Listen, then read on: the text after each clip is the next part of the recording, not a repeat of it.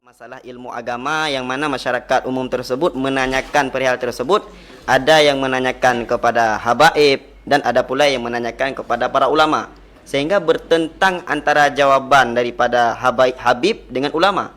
Nah, ini bagaimana cara menanggapi saat ada orang yang membenturkan zuriat Rasul dengan para ulama? Terima kasih. Dalam memahami tentang masalah agama, yang perlu kita perhatikan yang pertama adalah setiap hukum yang kita sampaikan itu harus melalui daripada proses dalilnya daripada Al-Quran dan juga dalilnya daripada hadis. Jika setiap hukum yang kita sampaikan ataupun permasalahan agama yang kita sampaikan tidak berasal daripada hadis ataupun Al-Quran, maka hukum tersebut harus kita tinggalkan. Nah, karena kita sekarang untuk memahami Al-Quran ataupun memahami hadis itu diperlukan kepada ulamanya, karena seperti yang disampaikan oleh Rasulullah, sampaikan itu jika tidak keluar daripada jalur itu, maka kedua-duanya harus kita terima. Cuman terjadinya kadang-kadang perbedaan pendapat di antara para ulama. Kita tidak perlu kadang-kadang menceritakan ini. Seperti yang kita ketahui di dalam setiap kita mempelajari kitab itu, pastinya ada ikhtilaf para ulama di antara pendapat.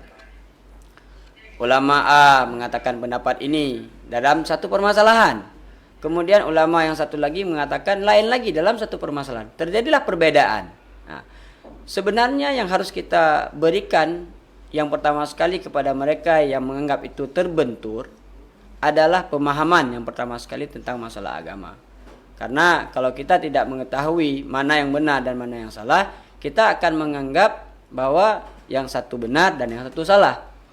Seperti misalnya Imam Syafi'i dengan Imam Malik juga banyak pendapat yang mereka berbeda, padahal mereka adalah antara guru dan murid. Ya, tapi antara murid-murid Imam Syafi'i, murid daripada Imam Malik, tidak pernah mereka membenturkan pendapat Imam Malik dan pendapat Imam Syafi'i.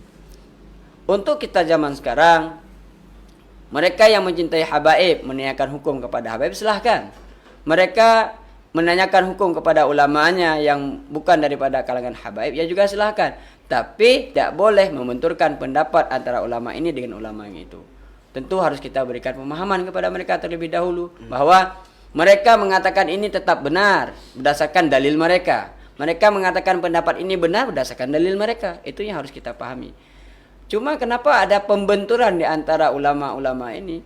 Itulah fanatiknya kepada seorang guru, bukan fanatik kepada ilmu.